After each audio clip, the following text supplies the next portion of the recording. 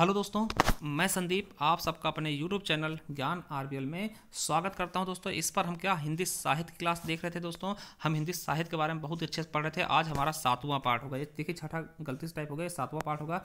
इसके पहले हमने 6 पार्ट बना दिए दोस्तों। और एक चीज़ हम आपसे बार बार कह रहे हैं कि आप अगर संपूर्ण हिंदी पढ़ना चाहते हैं तो आप हमारे ज्ञान एजुकेशन आरबीएल चैनल पर जा सकते हैं, जिसका लिंक आपको नीचे मिल जाएगा। वहाँ पर हमने पूरा वर्णमाला समाप्त कर दिया बिल्कुल बेसिक से, और शब्द की तरफ हम बढ़ रहे हैं। ठीक है दोस्तों, तो आपसे निवेदन है, अब जाइए इसे सब्सक्राइब कर लीजिए, क्योंकि यहाँ भी आपको बहुत ही अच्छे से सब कुछ मिलने वाला, चाहे यूपी स्पेशल हो या फिर ग्रामीण परिवेश, सब कुछ मिलने वाला है इस चैनल पर भी। तो आप दोनों चैनल से बने रहे हमारे। ठीक है, तो चलिए, हमने देखिए पहले पार्ट में हमने क्या देखा था, ये सब देखे थे, तो एक बार दोबारा देख लेते हैं। देखिए, रासो, प्रमुख रासो और उनके रचनाकार देखे थे, जिनके बारे में आज हम डीपली पढ़ने वाले। खुमार रासो किसकी है? दलपत विजय की। विशलदेव रासो किसकी है? नरपत नाल की। परमाल रासो किसकी है? जगनिक की है। पृथ्वीराज रासो किसकी है? चंद्र बरदाई की। हमीर रासो किसकी है? सारंगधर की दोस्तों। और विजयपाल रासो किसकी है? तो नल्ले सिंह। तो इन सभी के बारे में, इन सातों के छठों के बारे में हम दोस्तों अब बहुत ही विधिवत पढ़ने वाले हैं। उसके बाद ये राम रासो सुंदर, समय सुंदर की है। राणा रासो किसकी है? दयाल कवि की है। रतन रासो किसकी? कुंभकर्ण की है।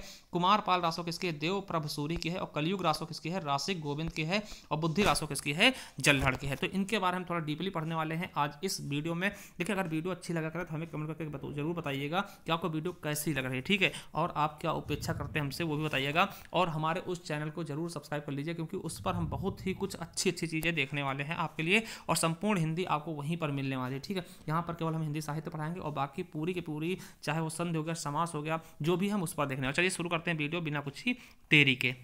तो देखिए, हम सबसे पहले देखेंगे खुमार रासो। ठीक है, सबसे पुराना रासो है। अगर पूछ ले रासो साहित्य की शुरुआत किस रासो ग्रंथ से हुई, तो रासो किससे? खुमार रासो। चलिए देखते हैं खुमार रासो। रचनाकार कौन है? दलपत विजय। एक एक चीज याद रखेंगे, क्योंकि यहाँ से क्वेश्चन आपके बनते हैं और बनेंगे भी। ठीक है, देखिए, ये आपके चाहे नेट, जीआरएफ, टीजीटी, पीजीटी, किसी भी चीज़ के लिए बहुत ही इंपॉर्टेंट है। ठीक है, आप इससे बाहर नहीं जाएगा। ठीक, तो चलिए देखिए खुमार रासो। देखिए, 9वीं शताब्दी में लिखा गया। ठीक है, रासो साहित्य की पहली रचना। ठीक है, क्वेश्चन आएगा कि रासो साहित्य की पहली रचना कौन सी, तो आपको खुमार रासो बता देना। किस इसके रचनाकार कौन है? दलपत विजय। कब लिखा गया? तो 9वीं शताब्दी में। कब दोस्तों? 9वीं शताब्दी में खुमार रासो, जिसके रचनाकार कौन है? दलपत विजय। तो एक एक चीज याद रखेंगे। अब देखिए, खुमार रासो को रामचंद्र शुक्ल ने प्रथम, हिंदी का प्रथम जय काव्य माना। तो क्वेश्चन आएगा कि हिंदी का प्रथम जय काव्य कौन सा था? खुमार रासो बता देना। किसके अनुसार माना गया? तो रामचंद्र शुक्ल द्वारा, आचार्य रामचंद्र शुक्ल द्वारा इसे हिंदी का प्रथम जय काव्य भी माना गया। अब देखिए, हजारी प्रसाद द्विवेदी जी एक अलग ही मैटर रखते थे। ठीक, इन्होंने क्या कहा कि हजारी प्रसाद द्विवेदी ने इसे आदिकालीन रासो साहित्य में स्थान ही नहीं दिया। ठीक है, तो क्वेश्चन आ सकता है किसने इसे रासो साहित्य में स्थान नहीं दिया, तो किसने नहीं दिया?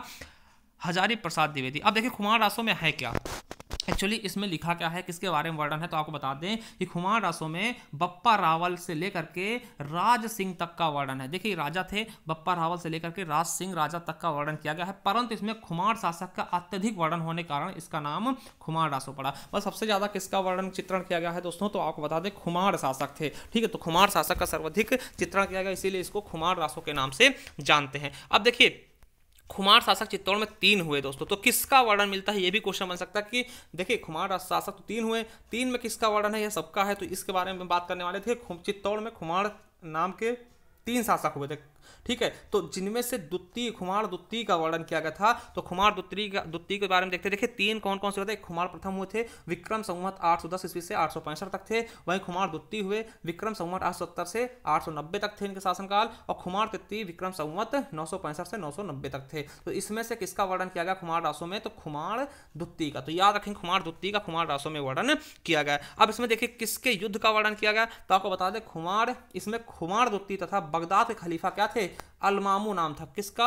अलमामू नाम था, बगदाद के खलीफा थे। इनके मध्य हुए युद्धों का चित्रण किया गया। ठीक, क्वेश्चन आ सकता है खुमार रासो में किस युद्ध का चित्रण किया गया, तो किसके किसके बीच के युद्ध का, तो बगदाद और खलीफा थे। कहां के? बगदाद खलीफा कौन थे? अलमाम। ठीक है, अलमामू और खुमार के द्वितीय के बीच जो युद्ध हुआ उसका चित्रण किया गया। अब देखिए, खुमार रासो में कितने टोटल युद्ध मिलते हैं दोस्तों, तो आपको बता दें खुमार रासो में टोटल कितने 24 युद्धों का वर्णन किया गया। कितने दोस्तों? 24 युद्धों का वर्णन किया गया। क्वेश्चन बन सकता है कि खुमार रासो में कुल कितने युद्धों का वर्णन किया गया, तो कितने? 24 युद्धों का। ठीक है, अब देखिए, जो खुमार रासो की हस्तलिखित प्रति है, ठीक है, जो इसकी हाथों से लिखी गई प्रति थी, जो पुरानी प्रति थी, वो अभी भी कहाँ संग्रहित है दोस्तों? पूना संग्रहालय में रखी हुई है। कहाँ पर? पूना संग्रहालय में रखी हुई है। ठीक, अब इसकी बात करते हैं कि खुमार रासो की भाषा क्या थी, तो राजस्थानी थी दोस्तों। आपको बताएगा कि राजस्थान में ही अधिकतर रासो साहित्य के ग्रंथ लिखे गए थे। ठीक है, तो खुमार रासो की जो भाषा थी राजस्थानी थी। छंद कितने हैं तो 5000 छंद खुमार रासो में हैं। कितने?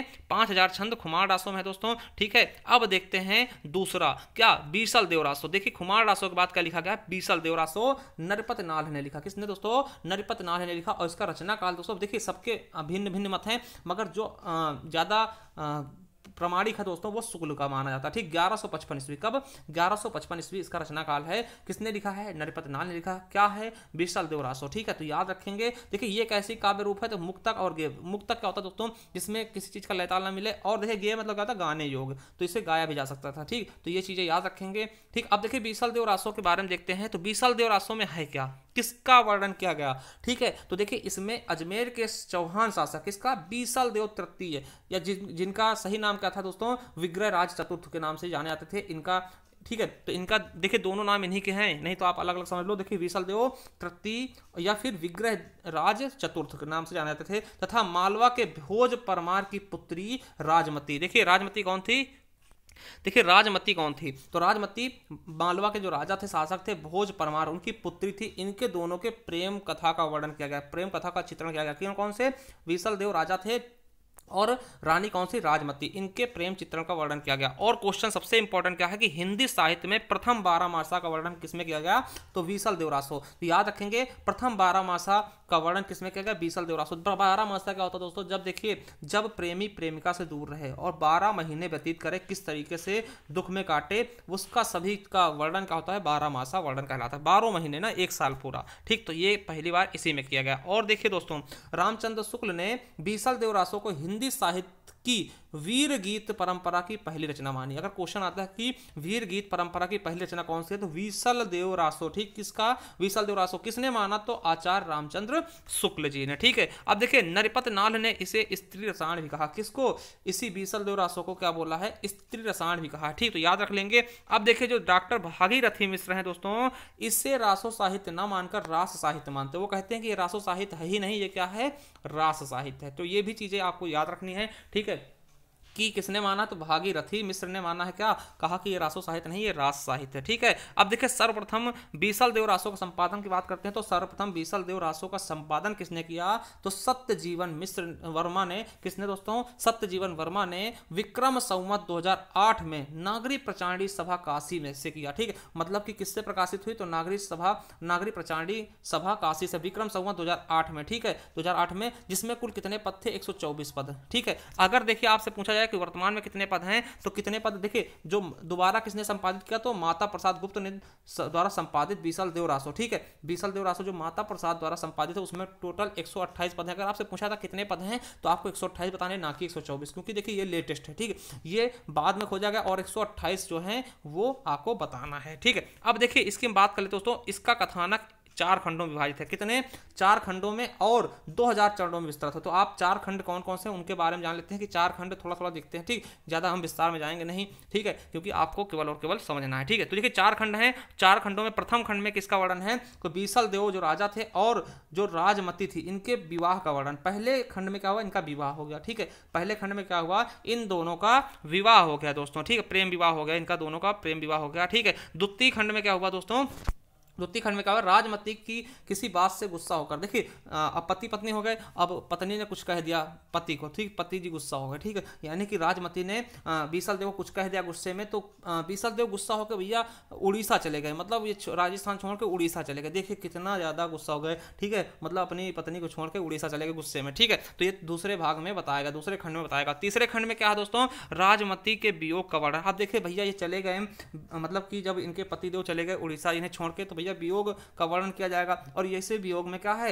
12 मासा। ठीक, 12 मासा का वर्णन इसी से किया गया दोस्तों। आपको पता है पूरे 12 महीने वहां पे व्यतीत किए। अलग थी 12 महीने, तो वो चीज दर्शाएगा कि पति जो पत्नी है पति से मतलब बिछोड़ के 12 महीने किस तरह काटते, उसके बारे में वर्णन किया गया। इसीलिए इसको प्रथम 12 मासा का जनक बोलते हैं ना। इस रचना को। ठीक, अब देखिए चतुर्थ में क्या है दोस्तों, अब देखिए चतुर्थ में क्या है, भोज परमार द्वारा अपनी पुत्री को घर वापस ले आता है। ठीक है, अपनी पुत्री को घर वापस ले आते कौन, भोज परमार। ठीक है, और देखिए बीसल देव के उड़ीसा से वापस आ जाते हैं। ठीक, बीसल देव जो है वो उड़ीसा से वापस आ जाते हैं दोस्तों, और दोनों का पुनर्मिलन होता है। अब यहाँ से फिर से मिलन हो जाता है दोस्तों। तो ये 4 खंड हमने देख लिए हैं बीसल देव के। ठीक है, तो आपको समझ में आना चाहिए। ठीक है, अच्छे से हमने बता दिया है। अब तीसरा देखते हैं परमाल रासो। क्या, परमाल रासो जगनिक की। देखिए परमाल रासो जिसे हम क्या बोलते हैं, आल्हा खंड भी बोलते हैं। इसका एक खंड है, पूरा नहीं है परमाल रासो, एक खंड है। ठीक है, तो जगनिक ने लिखा। ठीक, अब देखिए इसकी रचना काल कब मानी जाती है, विक्रम संवत 1230। जब फिर ईस्वी में देखते हैं तो ईस्वी में क्या होता है, कम हो जाता है 57 वर्ष। ठीक है, तो इसे 1173 निकलेगा, 1173 ईस्वी या फिर 1230 विक्रम संवत कह सकते हैं। ठीक, अब देखिए इसमें वर्णन क्या है, देखिए किसका वर्णन है, तो इस रचना में कालिंजर के शासक, कालिंजर शासक कौन थे, तो परमर देव, ठीक है, के 2 वीर सरदार थे। कौन कौन, आल्हा और उदल। आपने सुना भी होगा आल्हा गाया था ना, तो आल्हा उदल के वीरता चित्रण थे। और देखिए आल्हा उदल थे कहाँ के, तो ये दोनों कहाँ के थे, महोबा के थे। ठीक है, और कलिंजर का आप पता है कलिंजर किला कहाँ है, तो बताइएगा, ये कहाँ पे है, बांदा में है दोस्तों। यहीं पर शेरशाह सूरी की मृत्यु भी हुई थी कलिंजर के किले में ना, आपको पता होगा बम फटने से। ठीक है, अब देखिए इसका सबसे पहले परमाल रासो का प्रकाशन किसने किया, तो आपको बता दें सर्वप्रथम परमाल रासो का प्रकाशन फर्रुखाबाद के तत्कालिक कलेक्टर के पद पे थे कौन, चार्ल्स एलियट ने 1865 में आला खंड के नाम से किया। किसको, आला खंड के नाम से किया। देखिए इन्होंने किया तो है वर्णन, मगर इन्होंने परमाल रासो के नाम से नहीं, आला खंड के नाम से किया। एक खंड उसका छोटा, देखिए आला बहुत छोटा चीज है और परमाल रासो बहुत बड़ा है ना, तो परमाल रासो के अंतर्गत आला खंड आता, ना कि आला खंड को परमाल रासो कहते हैं। ये चीज आप याद रखिएगा, उसका एक भाग है आला खंड। ठीक है, अब समझिए, अब इसके बाद दोस्तों वाटरफील्ड थे, इन्होंने इसका अंग्रेजी में प्रकाशन करवाया। किसने करवाया अंग्रेजी में प्रकाशन, ठीक है, तो वाटरफील्ड ने ना, परमाल रासो क्वेश्चन आ सकता है कि अंग्रेजी में प्रकाशन किसने करवाया था, तो वाटरफील्ड ने, है ना। चलिए आप देखते हैं, देखिए 1920 में, ये देखिएगा ये इंपॉर्टेंट है कि 1920 में दोस्तों डॉक्टर श्याम सुंदर दास ने इसका परमाल रासो के नाम से नागरी प्रचारणी काशी सभा में प्रकाशन करवाया। तो दोस्तों परमाल रासो के नाम से किसने करवाया सर्वप्रथम, तो श्याम सुंदर दास ने। ठीक है, परमाल रासो के नाम से कब, 1920 में दोस्तों, कहां से, नागरी प्रचारणी सभा काशी से इसका प्रकाशन कराया दोस्तों। अब देखिए इसके बारे में देखिए क्वेश्चन कई बार यूपी पुलिस से पूछेगा यहां से। ठीक, देखिए इसके पद जो है दोस्तों, बुंदेलखंड, महोबा, बैसवारा। ठीक है, आप जान सकते हैं कि बुंदेलखंड में ये वर्षा ऋतु में गाया था क्या, आल्हा। ठीक है, तो याद रख लेंगे, आल्हा वीर रस का क्या है, उदाहरण है दोस्तों, बहुत ही बड़ा उदाहरण है आल्हा वीर रस का। ठीक है, तो ये कब गाया है, वर्षा ऋतु में दोस्तों, बुंदेलखंड, महोबा, बैसवारा क्षेत्र में ये गाया जाता है। अब देखिए इसकी विशेषताएं देखते हैं, तो जो आल्हा है दोस्तों, ये बनाफरों की, बनाफरी क्या थी, जात थी, और बनाफरी दोस्तों जो छत्तीसगढ़ की एक बोली थी ना, तो बनाफरों की 52 लड़ाइयों का वर्णन, किसमें, आल्हा में बनाफरों के 52 लड़ाइयों का वर्णन है दोस्तों। और दूसरी चीज क्या है कि यह छत्तीसगढ़ी बोली बनाफरी में लिखी गई, किसमें, छत्तीसगढ़ बोली बनाफरी में लिखी गई। और ये गे तथा मुक्तक इसे गाया भी जा सकता है, और मुक्तक काव्य है, दोनों तरीके का ये काव्य है दोस्तों। ठीक, तो ये याद रख लेंगे, ये भी बहुत ज्यादा इंपॉर्टेंट था। ठीक, अब देखते हैं पृथ्वीराज रासो, बहुत ही इंपॉर्टेंट, क्या, पृथ्वीराज रासो आपके लिए बहुत ही ज्यादा इंपॉर्टेंट है, तो इसके बारे में आज हम देखने वाले हैं। किसके बारे में, पृथ्वीराज रासो के बारे में। ये बहुत बार क्वेश्चन पूछा था दोस्तों। ठीक है, आपने देखा होगा पृथ्वीराज रासो, और इसमें क्या है, देखिए किसके द्वारा लिखा गया, चंद्रबरदाई, बहुत बार पूछा गया। और किस समय सीमा देख सकते हैं, रचना काल कब लिखा गया, तो 1993 में। देखिए इसमें कुल सर्ग कितने हैं, तो 69 है। कितने हैं, 69 कुल सर्ग है दोस्तों, जिन्हें हम सर्गों को क्या बोलते हैं, इनमें समय के नाम से जानते हैं, इनके सर्गों को हम समय के नाम से जानते हैं। देखिए नोट क्या कर लेना कि कुल 69 समय में से, यानी जो सर्ग है इनके 69 सर्गों में से 61 सर्ग चंद्रबरदाई ने खुद लिखे दोस्तों। और जब चंद्रबरदाई को दोस्तों मोहम्मद गौरी उठा ले जाता है दोस्तों, लेके जाता है, तो उसके साथ में जब पृथ्वीराज चौहान को मोहम्मद गौरी लेकर आता, तो ये अपने जो चंद्रबरदाई थे, ये अपने पुत्र को, ये बच्चे जो लिखे होते हैं उस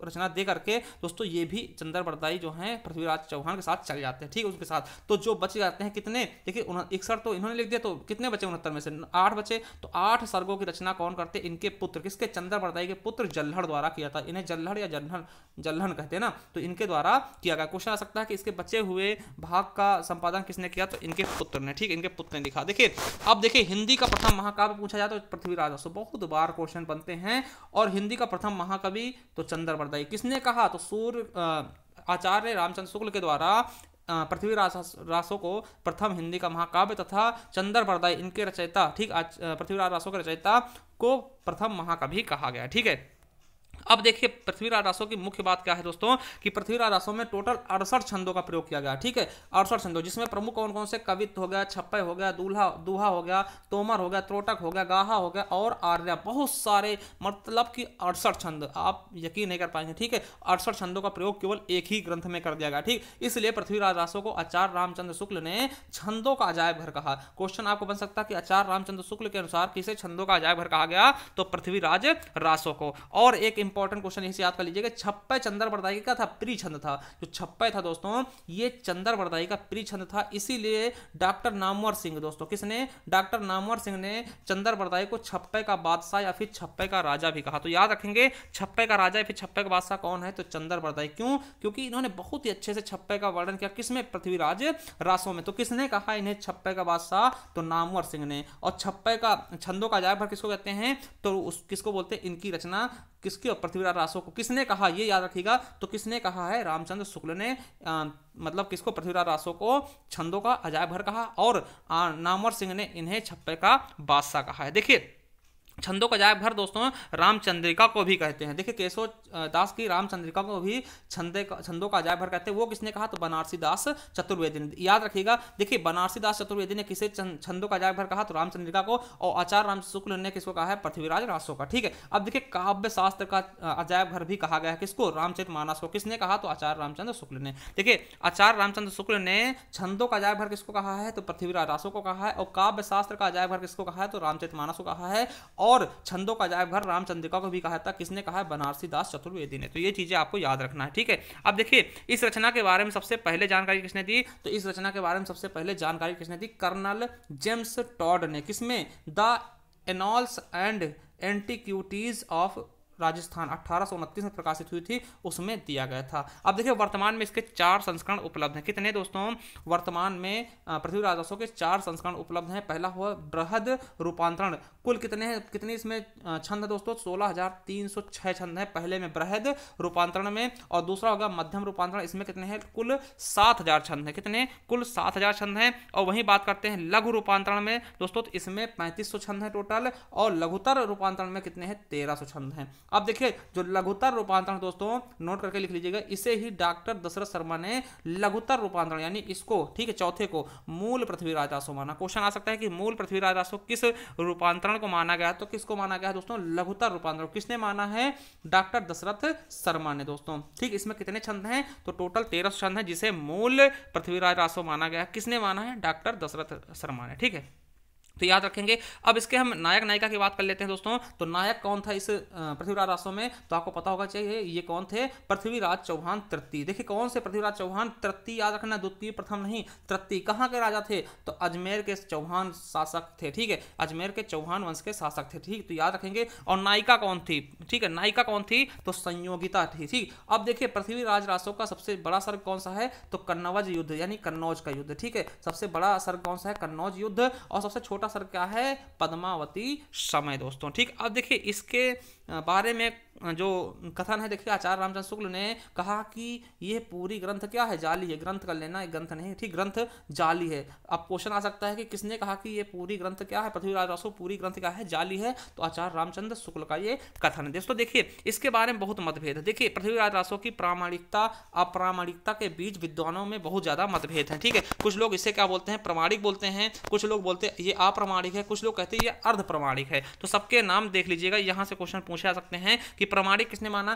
देखिए जो पृथ्वीराज रासो इसे प्रमाणिक किसने माना दोस्तों, देखिए प्रमाणिक वाले कौन कौन मानने वाले हैं, तो श्याम सुंदर दास, मिश्र बंधु, मोहनलाल विष्णुलाल पांड्या, ठीक है, कर्नल टॉड और हरिप्रसाद अयोध्या सिंह हरिओद उपाध्याय जी, ये क्या मानते हैं, ये प्रमाणिक ग्रंथ है। वहीं अप्रमाणिक कौन मानते हैं दोस्तों, तो आचार्य रामचंद्र शुक्ल, देवी प्रसाद, कविराज श्यामल दास, गौरी शंकर, हीरा चंद्र ओझा और बूल्हर, ये क्या मानते हैं, कहते हैं ये क्या है, अप्रमाणिक है। वहीं अर्ध प्रमाणिक कौन कौन मानते हैं, तो मुनिजन विजय, हजारी प्रसाद द्विवेदी, डॉक्टर सुनीति कुमार चटर्जी और दशरथ ओझा जी क्या मानते हैं, इसे अर्ध प्रमाणिक मानते हैं, कि आधा प्रमाणिक है, आधा क्या है, अप्रमाणिक है, ठीक। तो ये चीजें आप लोग देख लीजिएगा, स्क्रीनशॉट ले लीजिएगा, लिख लीजिएगा, ठीक है, कि कौन कौन प्रमाणिक मानता है इसे, कौन कौन अर्ध प्रमाणिक मानता, कौन कौन अप्रामाणिक मानता। अब देखिए सभी विद्वानों को मत देख लेते हैं इसके बारे में, किसके, पृथ्वीराज रासो के बारे में। देखिए नरोत्तम स्वामी जी ने क्या कहा कि इन्होंने इसे मुक्तक काव्य कहा। क्या कहा कि एक मुक्तक काव्य, किसने, नरोत्तर स्वामी ने, नरोत्तम स्वामी ने। अब वहीं गुलाब राय की बात कर ले, बाबू गुलाब राय की, तो कहा कि इसे, देखिए पृथ्वीराज रासो के बारे में क्या बोला गुलाब राय ने, बाबू गुलाब राय ने कहा कि इसे स्वाभाविक विकासशील महाकाव्य कहा। ठीक, इसे के इन्होंने कहा कि पृथ्वीराज रासो जो है ये स्वाभाविक विकासशील महाकाव्य है। ठीक है, और देखिए डॉक्टर नगेंद्र ने क्या कहा है कि यह विशाल घटना कोश है। क्या है, यह विशाल घटना कोश है, इसे विशाल घटना कोश माना है। वहीं दशरथ शर्मा ने क्या कहा कि इसे बृहत महाभारत कह दिया। क्या बोला है, इसे बृहत महाभारत की संज्ञा दी। क्वेश्चन आ सकता है कि बृहत महाभारत की संज्ञा किसने दी, तो डॉक्टर दशरथ शर्मा ने। किसने इसे विशाल घटनाकोश कहा, तो डॉक्टर नगेंद्र ने। किसे इसे स्वाभाविक विशाल विकासशील महाकाव्य माना, तो किसने, गुलाब राय ने। और वहीं देखते हैं उदय नारायण तिवारी तथा श्याम सुंदर दास ने क्या कहा, विशाल महाकाव्य। किसने विशाल महाकाव्य कहा, तो उदय नारायण तिवारी और श्याम सुंदर दास ने इसे क्या माना है, विशाल महाकाव्य। ठीक है, और हिंदी साहित्य का प्रथम महाकाव्य किसने माना है, तो आचार्य रामचंद्र शुक्ल ने। ये हम पहले बता चुके। चलिए अगला पांचवा देखते हैं, हमीर रासो किसके द्वारा लिखा गया है, तो सारंगधर के द्वारा। ठीक है, रचना काल क्या है, 1357। देखिए